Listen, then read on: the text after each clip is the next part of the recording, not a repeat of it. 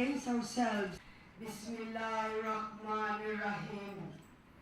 In the name and strengthen our beloved President, Her Excellency Gloria Macapagal Arroyo.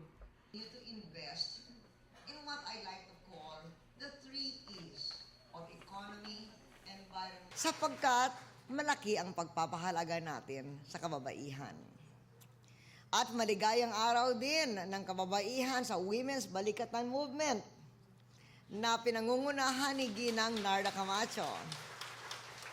Ito ang grupong lagi kong kabalikatan. Suki ko sa pagsulong ng programa para sa ating mga kababaihan. Simple lang ang ating selebrasyon, ang ating pinagdiriwang. Pero ito ay magandang pagkakataon para maalala that we must continue to invest in what I like to call the 3 E's of economy, environment, and education.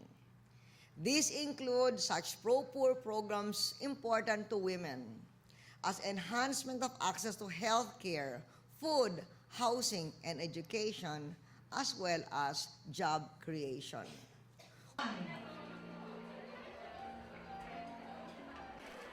Lapit na po tayo